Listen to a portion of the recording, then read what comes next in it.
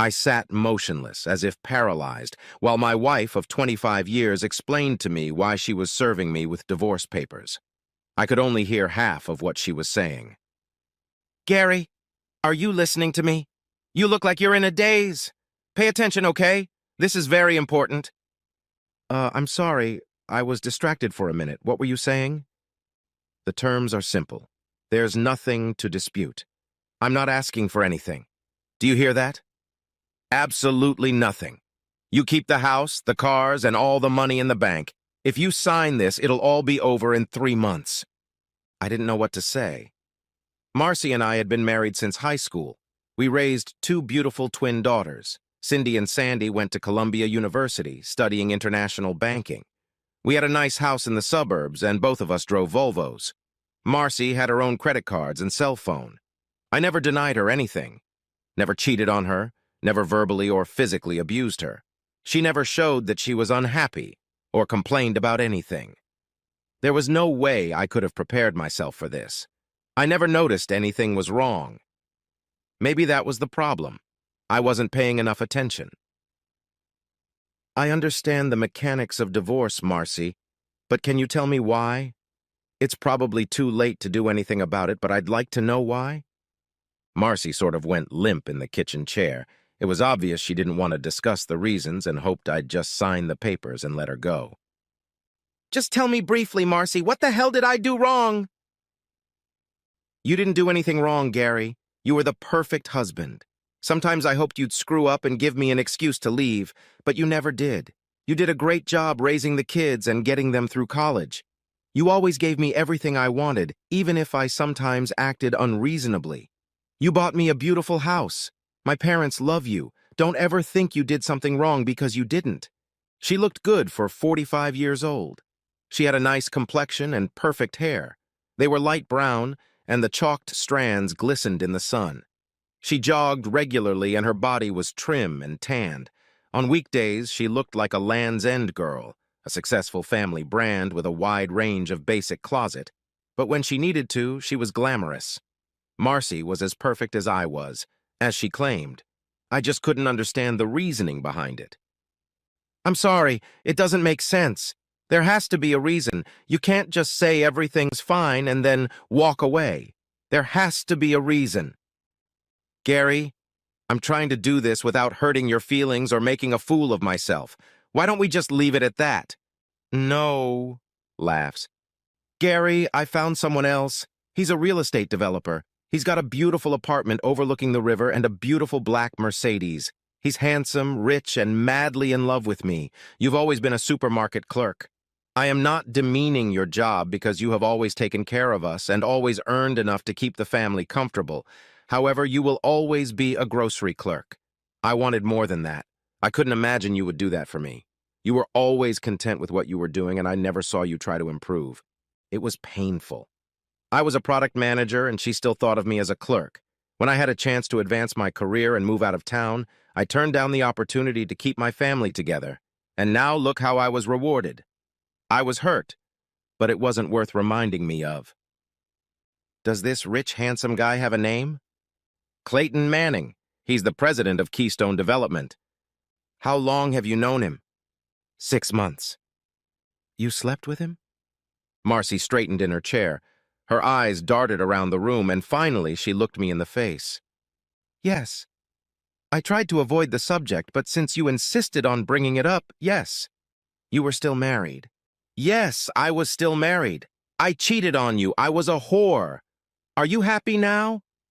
I sat for a moment, and then reached over and took the divorce papers, signed in 3 places, initialed 2, and slid them across the table to her. I think he's a better man than I am. Sorry to disappoint you. I stood up, and as I was leaving the room, Marcy screamed, No, damn it! That's not the reason. He wasn't better than you, just different. Don't you dare walk away believing that, Gary. Don't you dare! By then, I was out the door. I was so immersed in my work and hobbies that I didn't even notice Marcy gradually moving her things out of the house. By the time she handed me the papers, she had moved most of her clothes and personal belongings into Clayton's apartment. She had thoughtfully left all the wedding and family photos so I could enjoy them in her absence. When I returned to the house, she was gone.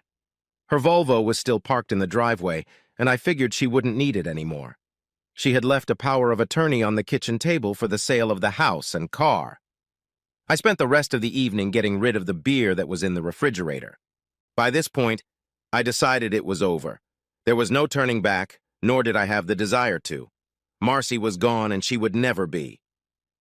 The next morning, I called work and took 3 months of overdue vacation. They were always nagging me to take time off, so there was no problem. I had plenty of vacation and sick leave. I quickly called the girls at the college and briefly explained that we were breaking up, but refused to give them any other information. They wanted to call Marcy, but I didn't have her new phone number. I had 3 months to pull myself together and decide what I was going to do.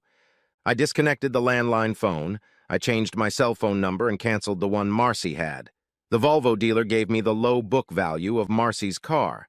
I had a high school friend, Terry Davis, who was now a real estate broker.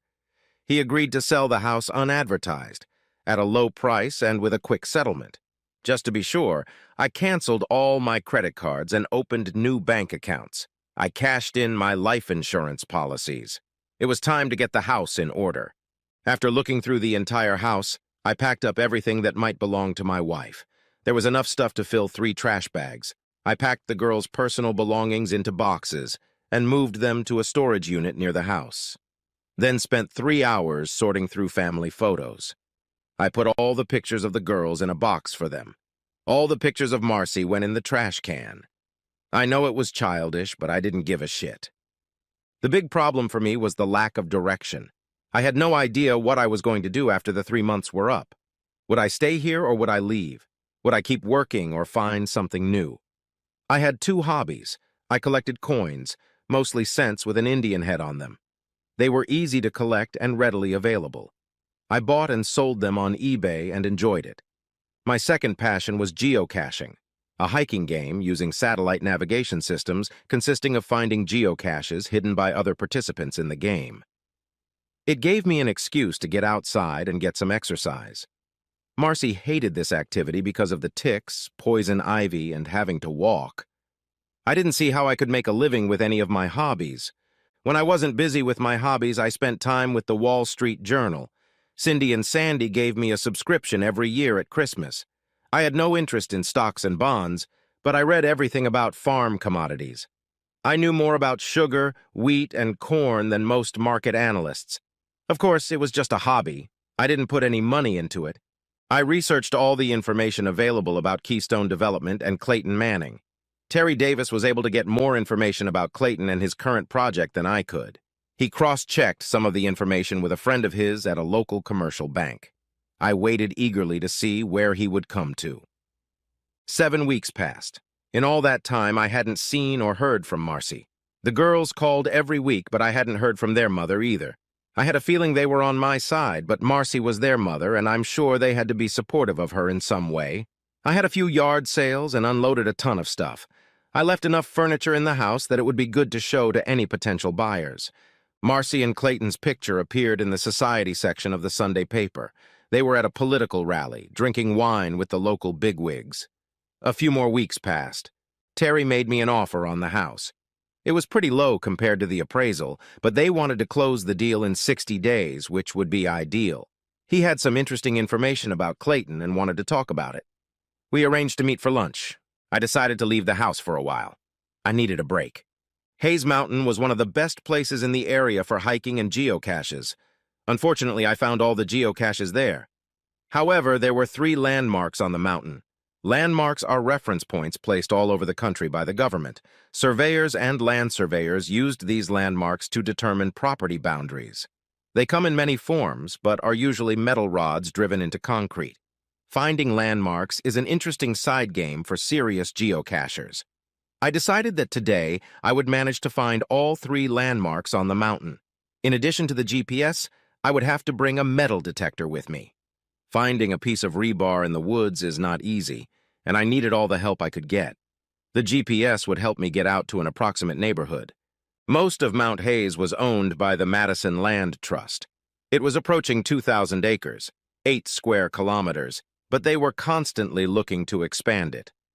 Subdivisions and industrial parks took up most of the vacant land, and the trust had to survive on donations. Next to the trust's parking lot was an orchard and a farmhouse with a large "For Sale" sign. After parking the car, I walked over to the fence by the orchard just to look.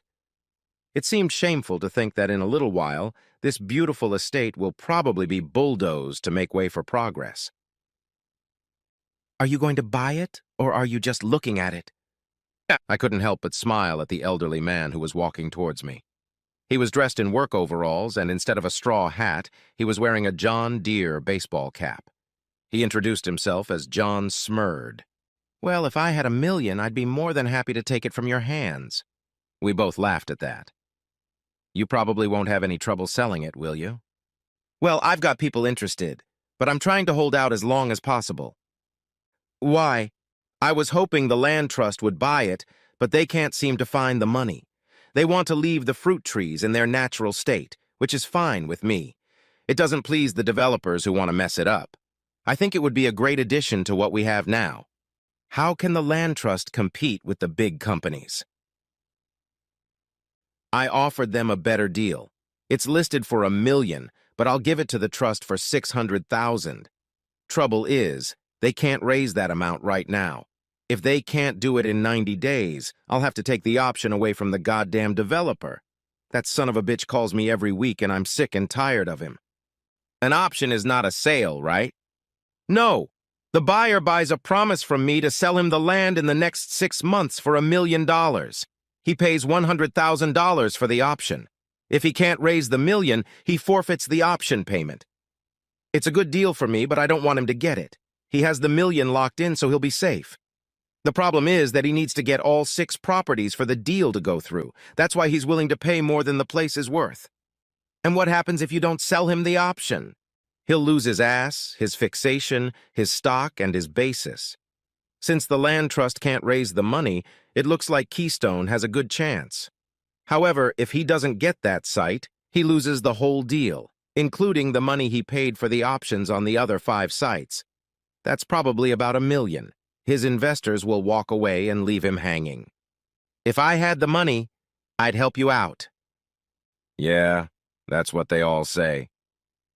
We had another laugh and I left for my walk. I found his mention of Keystone interesting. The landmarks were a mile apart. It was in a straight line. On the mountain, it was twice that. The first 2 landmarks were fairly easy to find. They were standard surveyor's markers. The last marker was much older and much harder to find. When I finally came upon it, I found a small brick monument with a bronze plaque attached to it. It was buried under years of leaves and debris. I took a picture of it to publish in the magazine. That's when my life changed. The metal detector was still on. As I moved away from the marker, it started beeping. It was faint, but it was definitely there.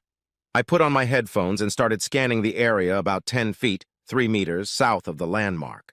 Finally, I pointed it at the target and carefully began probing. You don't usually find metal in the middle of the woods. 5 minutes later, I had a small iron box in my hands. It was wrapped in a heavily oiled piece of canvas. There was a lot of rust on the surface, but the box itself was sturdy. The lock was of heavy bronze, but it still did its job. Quite often, finds of this nature on public lands are considered treasures and should be turned over to the government or some historical agency. For some reason, that option didn't make sense to me today. I put the box in my backpack and headed home. On the way home, I couldn't help but think about what lay in my little box. Gold coins were the first thing that came to mind. Maybe it was full of important documents from the Civil War or earlier. The possibilities were limited only by the size of the container. I cleaned off the kitchen table, pulled out a Foster's, the world's most popular Australian beer, and studied my find. I hated to destroy the lock, but I couldn't figure out how to open it any other way. I had no idea if the mechanism inside the lock was still functioning. I decided that the lock would have to be sacrificed. My bolt cutter made quick work of the task. Inside the box lay another piece of oiled canvas. I carefully unfolded it and discovered 12 pennies. Why would anyone want to bury 12 pennies? These were not regular, everyday pennies, but old, large cents. The most recent date is 1814. The oldest is 1793. Despite the age, you could easily read the date on each one. Surprisingly, there was no green corrosion on them, which is common on old copper coins. I never got into collecting large cents, as I felt I could get more for my money by buying newer cents with Indian heads. However, I did have a book my grandfather left me called The Quirks of the Penny. It talked about the different types and varieties of large cents. I found it boring since I didn't own any of them. It sat on a shelf collecting dust for almost 30 years. Tonight it would find a good use. I sat up until dawn with my grandfather's book and a magnifying glass. My scanner took beautiful high-resolution photos of each coin. Every crack and scratch on the stamp was perfectly visible, and the condition of each coin was obvious. I slept until noon. I called work to see how things were going. I was told that Phil Williams, one of the company's executives, had inquired about me. They didn't know anything else. I had other concerns, so I didn't pursue the subject further. A trip to the bank was necessary to get a safety deposit box. After a few hours of surfing the internet, I realized that my pennies were worth several $1,000,000. It wasn't about age, it was about their condition and the varieties of stamps. I now understood why drug dealers had to go to such lengths to launder money. There was no easy way to turn my precious coins into hard cash. It would have to be hard work. While having breakfast at IHOP, I noticed another picture in the paper of Marcy and Clayton being pictured at the opening of a new art gallery. She was wearing a black cocktail dress and holding a wine or champagne glass. They were both smiling at the camera. My next move became clearer in my mind as I looked at the photo. After getting the safety deposit box, I called John Smurd and asked him to hold off on making any decisions about the land for a few days. He seemed pleased with the call. I went to the land trust office and asked for directions on how to make a donation to the organization. They were very happy to help me. I was 4 weeks away from finalizing my divorce. For some reason, I felt that this deadline was very important. I spent the rest of the day researching coin dealers and auction houses. I wasn't looking for advertising, but for litigation. Eventually, I settled on a company called Towers and Burns in New York City. They had a solid financial position and seemed to be able to handle controversial sales without much trouble or publicity. I made an appointment with them on Monday afternoon. I called the girls and asked them to keep Monday morning free so we could have lunch together. The front of the Towers and Burns office was a gorgeous showroom. There was plenty of glass and light. The display cases contained the standard variety of collectibles, and the walls were hung with other numismatic paraphernalia. I gave my last name and was ushered into a much less attractive part of the building. "Welcome to New York, Mr. Simmons. I understand you have some interesting copper to show us. Is this your first time in the city?" I sat down in the straight-backed chair across from James Towers. His picture was in the advertisement, but he looked about 10 years older now. "Thank you. My daughters attend Columbia University, so I've been here before, but never on business. I'm not questioning your coin knowledge, but don't you have someone on your staff who specializes in early copper coins? If so, I think their presence would be helpful." "I'm not that arrogant, and I also think it would be a good idea." He leaned over to the intercom on the table. "Marie, have Cookson come into my office." Maurice Cookson has published several guides to large cents and half cents. I was pleased with his availability. Mr. Cookson also looked older than his pictures. I guess no one likes to look old. "Gentlemen, I have 12 special coins that I am offering for sale. I hope to sell 4 of them today and leave the 5th for your consideration. The other 7 I'll save for later. If today goes well, I will offer them to you as well. I know it seems unbelievable, but I think 6 of the coins will fall under the status of census status. I'm sure Mr. Cookson will determine if I'm close to that or not. Since census status cents don't come on the market very often, I was hoping you would be interested." "Where did these coins come from?" "My grandfather left them to me when he died." "No offense, Mr. Simmons, but I find that story hard to believe. What do you want to show us?" I laid out 4 photographs on the table. Each one showed the obverse and reverse of one of the coins I offered today. They were about 5 times the normal size and very clear. James and Maurice looked at each picture for several minutes. Finally, James spoke up. "What do you want for these 4? After a quick look at the results of recent auctions, I've come to the conclusion that you could get about 1,300,000 for them. I was thinking 100, but your figure is not out of the question. Maurice really knew his pennies. I only want 800,000 for the lot, but it has to be arranged in a special way. James leaned back in his chair and smiled. I think we can manage that. What special way are you talking about? I had a letter I took from the land trust that explained how to donate land. I gave it to Mr. Towers along with an advertisement for John Smurd's orchard. I want you to buy this piece of land and donate it to the Madison Land Trust. The price is $600,000. You'll get a very nice tax deduction and become humanitarians. I'll take the rest of the money in cash. Give us a moment, please. James and Morris retreated to the other end of the room. After a few minutes, Maurice left. James returned to the table. Do you have any coins with you? Yes. I also have a 5th coin that I would like to leave with you. Mr. Cookson returned to the table, carrying a purple crown royal bag. This time he uttered, We are prepared to fulfill your terms on the first part of the bargain and hope you can fulfill ours on the second part. He then dumped the purple bag on the desktop. It turned out to contain almost 100 different coins, mostly gold coins, but there were some silver ones as well. The retail price of this collection was close to $300,000. For a number of reasons that we won't discuss, it's difficult for us to sell them. However, you will have no problem. As far as I understand, you have already sold coins on eBay. Is that correct? I just nodded. These coins inherited from your grandfather should sell easily, and both of us will benefit. I assure you, you won't have any difficulties. This was said with a slight wink. I pondered a little and agreed. I handed the 4 pennies to Mr. Towers, and we all shook hands. Now, Mr. Simmons, tell us about this 5th coin. I held the picture in my hand and looked at Mr. Cookson. What was the highest grade of the 1793 strawberry, nickname for the strawberry coin, that you have ever seen? I have never actually seen such a strawberry, but I believe the highest grade was a fair 12. I rated it a good 8, but I'm not a professional. He wasn't looking at the photo. He was looking at my face when I said that. Both of them tried to look at the photo at the same time. Cookson was smiling broadly, and I saw dollar signs in Towers' eyes. How much? Best offer if you can figure out how to pay me. Would you like a cup of coffee, Mr. Simmons? Sure, black would be fine.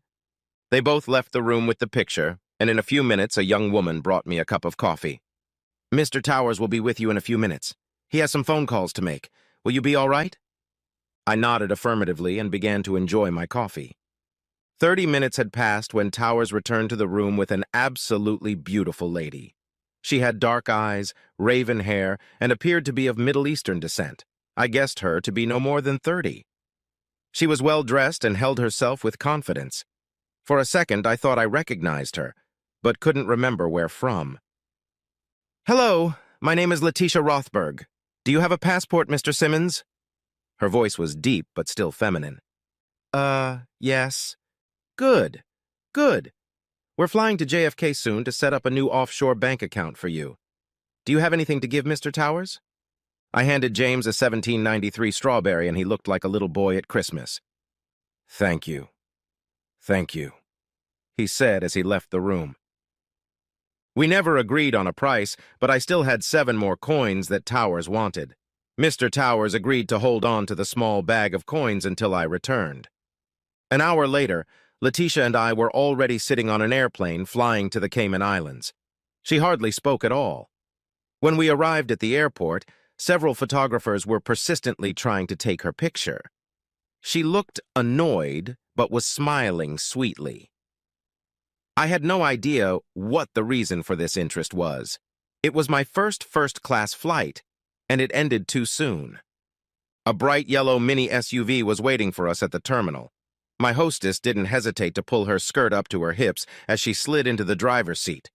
To my embarrassment, she caught me sneaking glances at her tanned legs. She seemed amused by my discomfort. 20 minutes later, we parked on the lower level of a mid-sized condominium building. Letitia Rothberg owned the entire building, but she had a private suite on the top floor. "Can I get you anything, Mr. Simmons?" "A beer would be nice." The sight of her leaving the suite was as good as the glimpse of her feet in the terminal. It's not in my nature to ogle young women, but Letitia Rothberg was special. We stepped out onto a small balcony overlooking the ocean. It was beautiful out there, but the wind was too strong for my taste. I guess she was trying to impress me with the grandiosity of the place. It was beautiful, but I was more interested in the new bank account I was getting. "You don't talk much, Mr. Simmons. Surely you have a few questions you'd like answered." I thought it odd that a woman of her class and position was drinking beer from a bottle. I could imagine her sipping champagne or martinis, but not beer. She won't have that figure for long if she keeps it up. "I usually think it's best to wait, but I suppose you could tell me why we needed to come here to open a bank account." "It is an easy, safe, and secure place to get money. I think it will be good for you." "It's only one coin." "Yes, but you have 7 more. "I'm sorry, but that still seems excessive." To my delight, we went back inside, out of the wind. "Can you take this? I brought you here to be my sex slave for a few days." I must admit that the unexpected comment made me smile. I automatically knew it was nonsense, but I still found it amusing. She had a sense of humor. She was beautiful and rich. What more could a man dream of? If only I were 10 years younger. It's not nice to tease an old man. We both enjoyed laughing at the situation.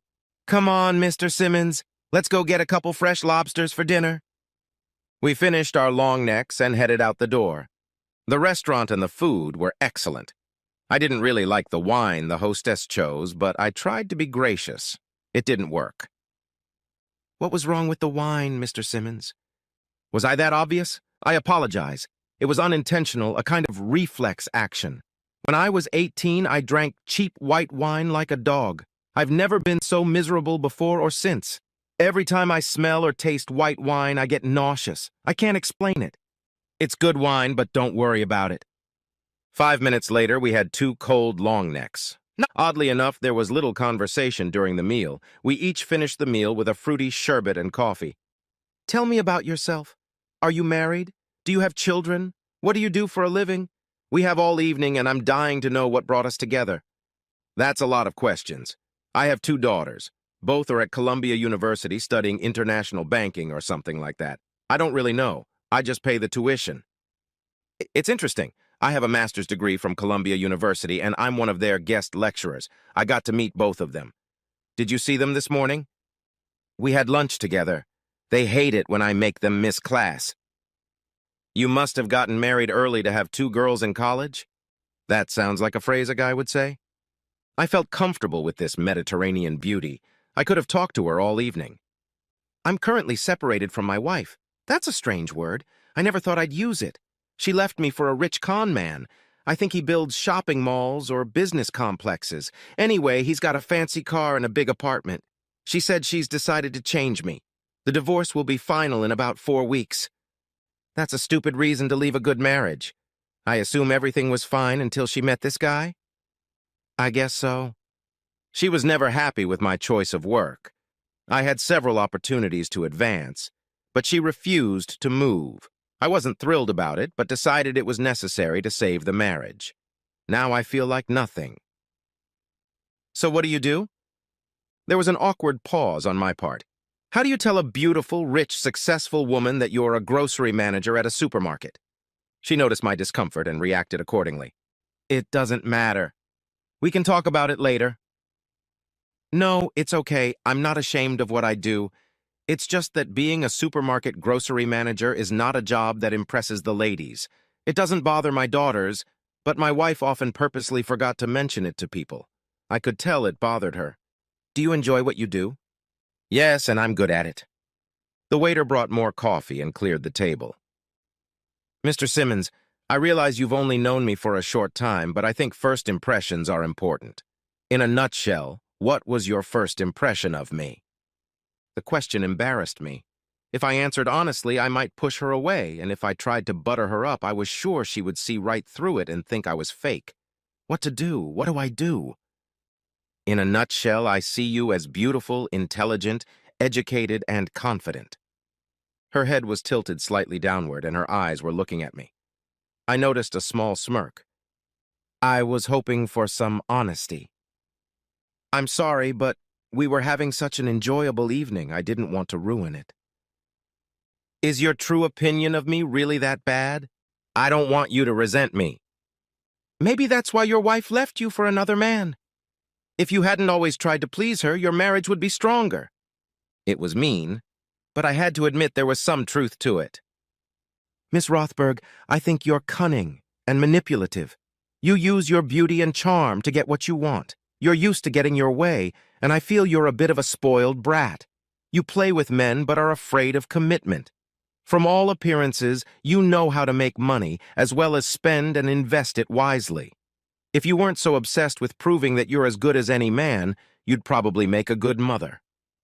I felt bad after saying that, but she made me angry with her comment about my marriage.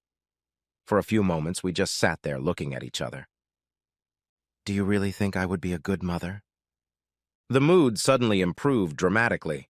During the short drive back to the condo, things were nice again. I knew she had heard everything I said, but seemed to accept it without argument. She wanted the truth, and I gave it to her. The fact that she wasn't upset made me feel better about being honest with her. My night as Letitia Rothberg's sex slave turned out to be a little boring. It's hard to have sex in different bedrooms. That was okay because I wasn't expecting anything anyway. The next morning I got up first and found a breakfast of fruit, Danish pastries, and hot coffee waiting for me, along with a copy of the Wall Street Journal. The wind died down and I enjoyed relaxing on the balcony overlooking the Caribbean. I could get used to this.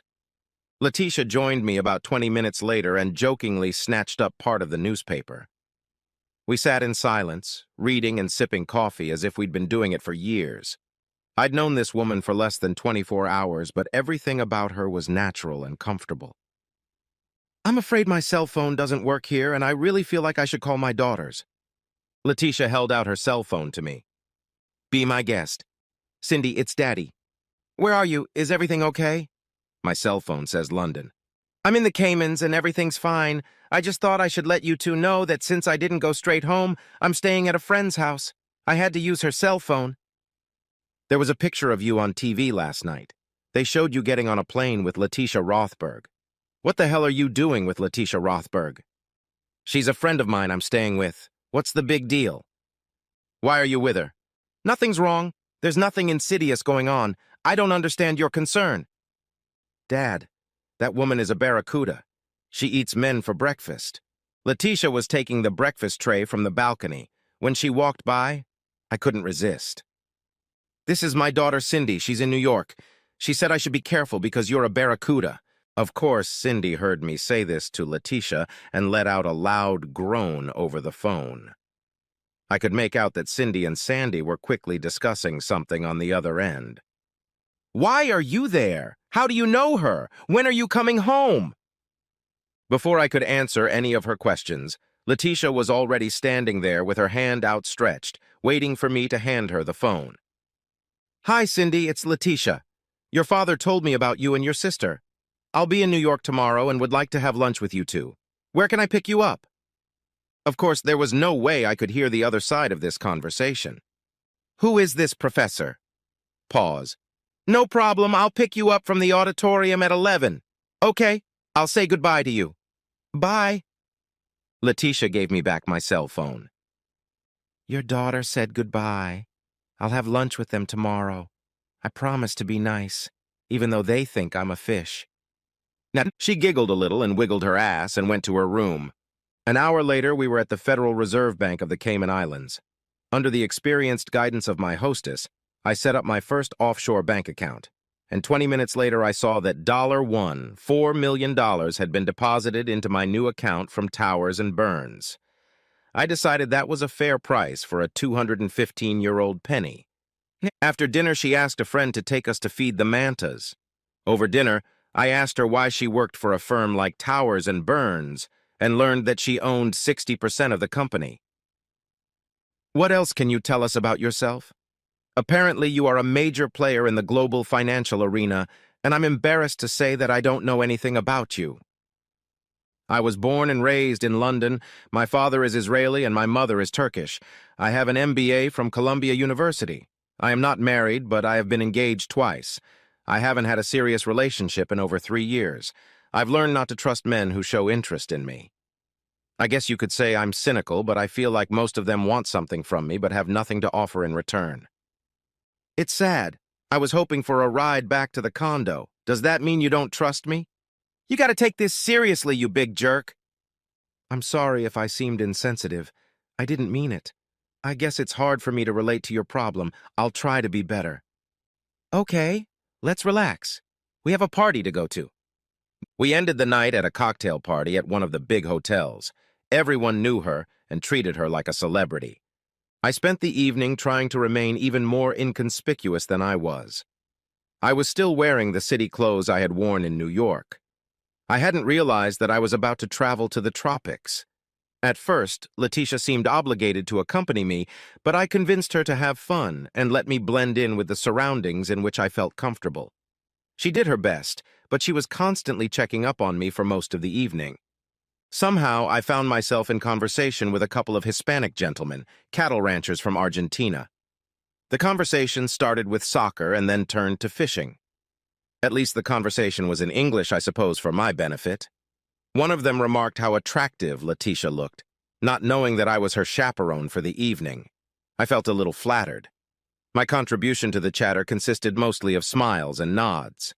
I wasn't knowledgeable enough about any of the topics to add anything of substance until Ramon Duarte brought up the topic of investments. He was interested in winter wheat. I listened as he explained in detail why he was going to invest a lot of his money in something he clearly knew nothing about.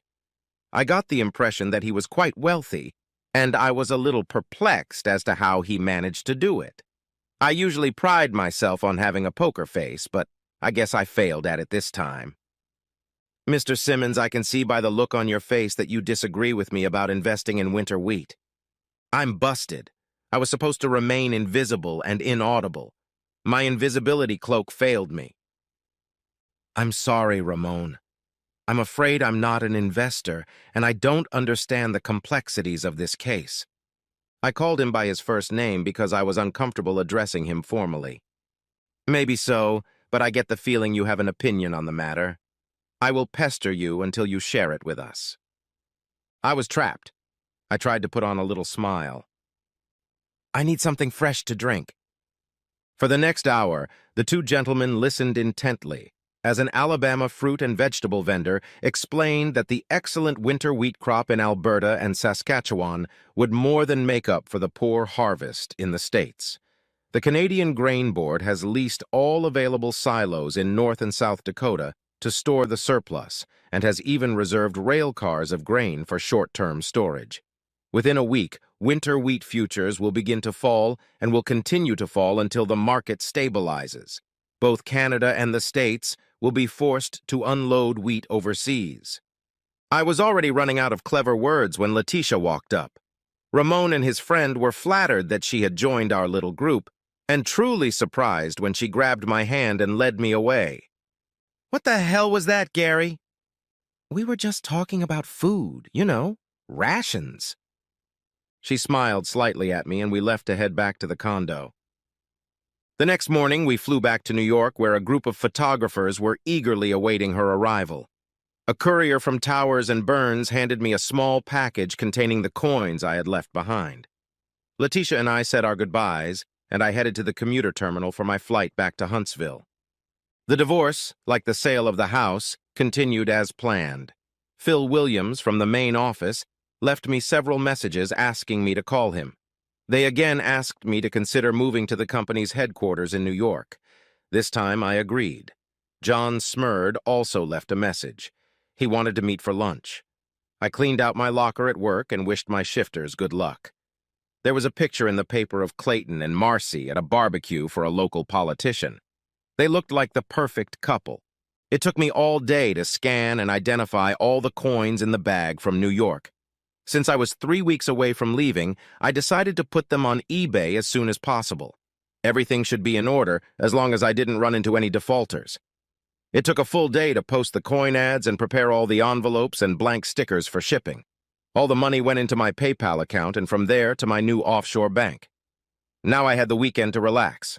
My Friday lunch with John Smurd was interesting. John was extremely pleased that I had set Clayton up, but was unhappy that I had gotten nothing out of the deal. Explaining that to him would have been too difficult.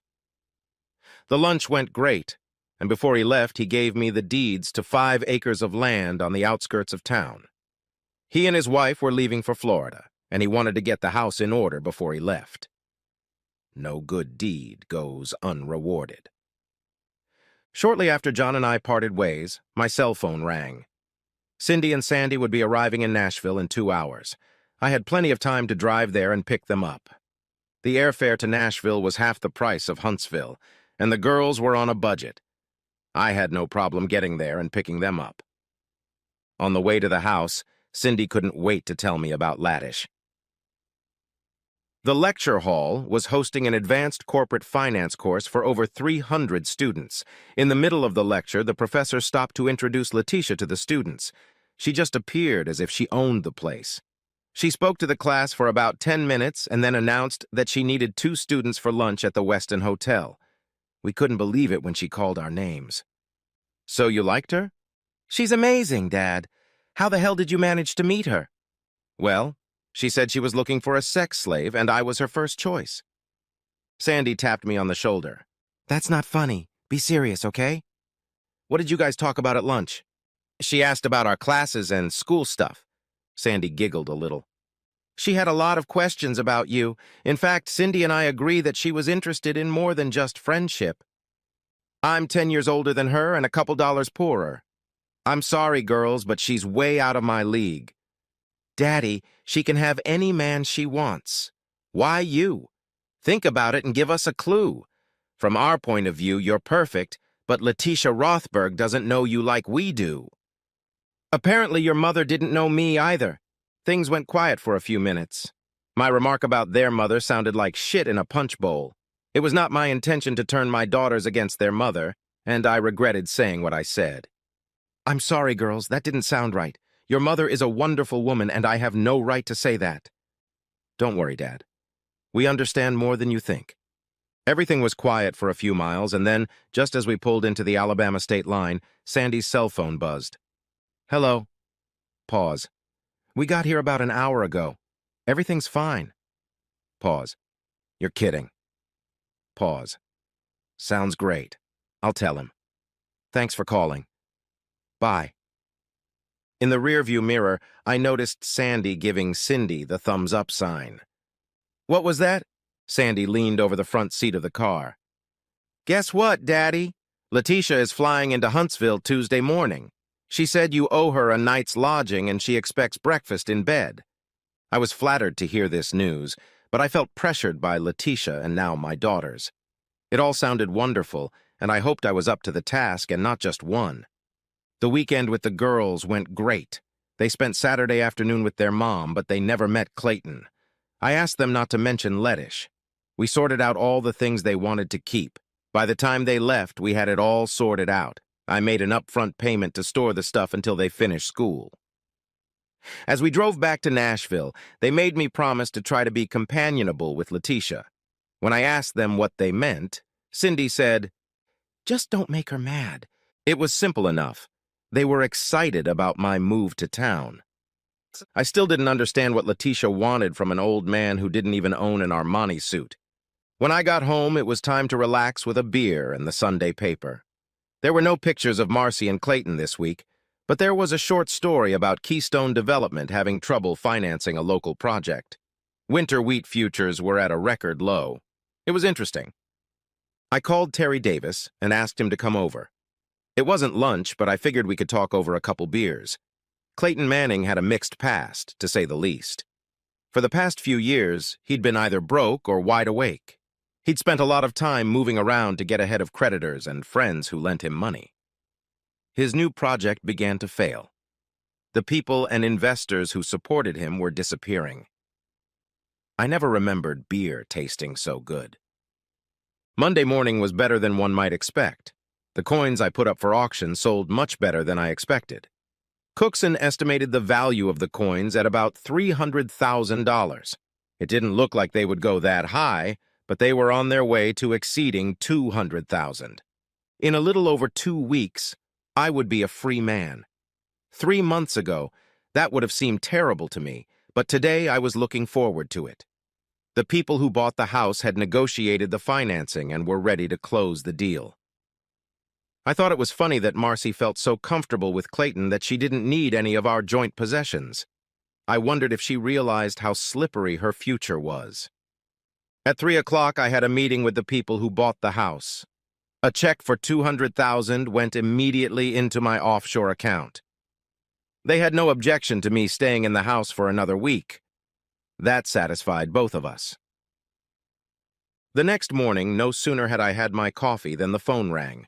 An unknown person formally notified me that Miss Rothberg would be arriving at 10:45 a.m. on Delta Flight 724. I arrived 30 minutes early. Yes, I was a little worried.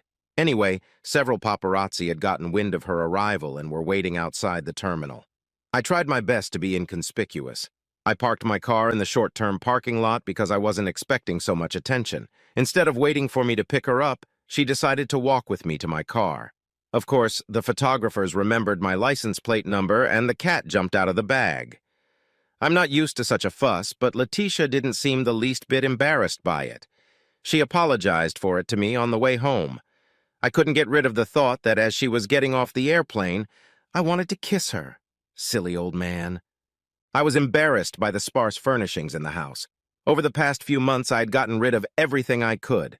The only things left were the necessities that the new owner had agreed to take responsibility for after I left. My guests seemed amused by my attempts to apologize. There was nothing in the house to eat, so we had a quick trip to the local Taco Bell, her choice. For dinner, I promised her Dreamland ribs. It was nice to be around a woman with a healthy appetite. Letitia, I'm glad you're here, but I don't understand why. I figured you'd be back in business. It's business, silly. I understand you're moving to New York next week. You need a place to stay, and I have a spare bedroom. I'm here to help you pack. A truck will be here tomorrow morning to move anything you can't fit in the car. No furniture, please. How did you know I was moving? It's what I do. If I keep my eye on the little things, the big things come by themselves.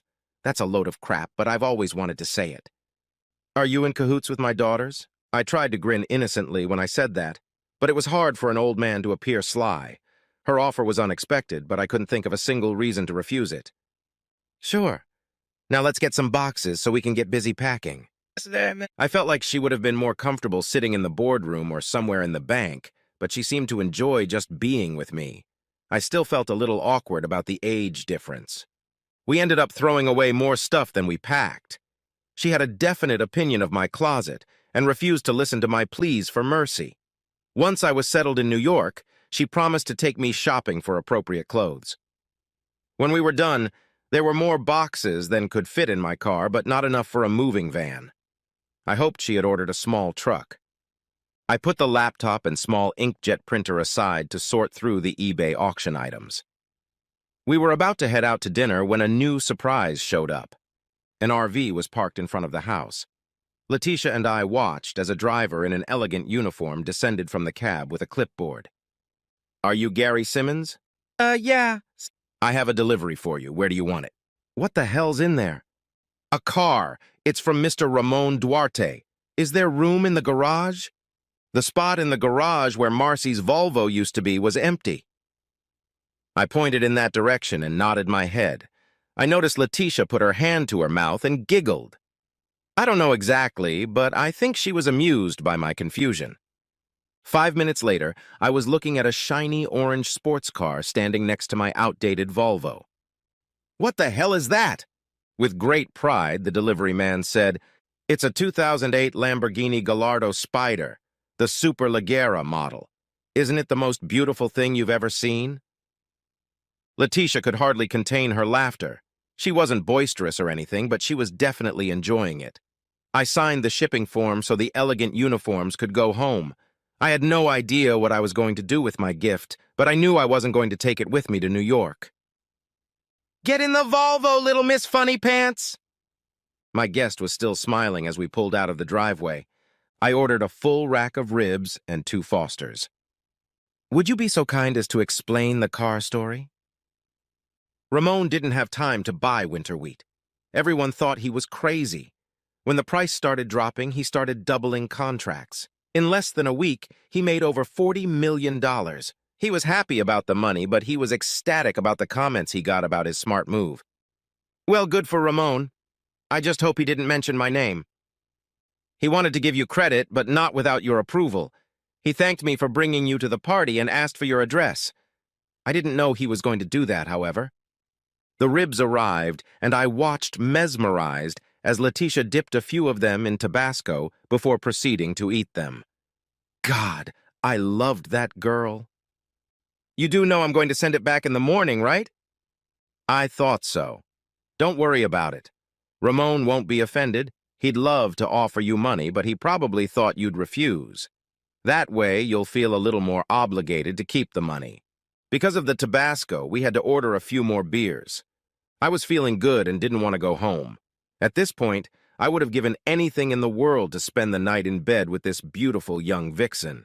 I envied suave, gallant boy lovers who could get any girl in the world into bed in 5 minutes. The best I could hope for was a goodnight kiss. We couldn't chat all evening, so eventually I was forced to go home.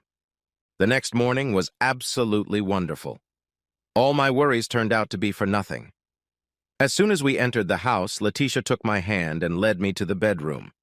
Since I was a true gentleman, I did my best to make sure her needs were met first. I was rewarded with the greatest night of sex of my secluded life. Breakfast in bed consisted of juice, coffee, and Danish pastries. I am sorry, but under the circumstances, this is the best I can offer. It's the best I could have hoped for. Trying to eat off a tray in bed is very uncomfortable. After a few giggles and rearrangements, we retired to the kitchen. Breakfast in bed sounds neater than it is. Letitia, I don't want to spoil the mood, but I'm really curious. Why did you choose me? I don't have much to offer, and you deserve so much. I've been burned many times by slick, gallant boy lovers. I won't fall into that trap again.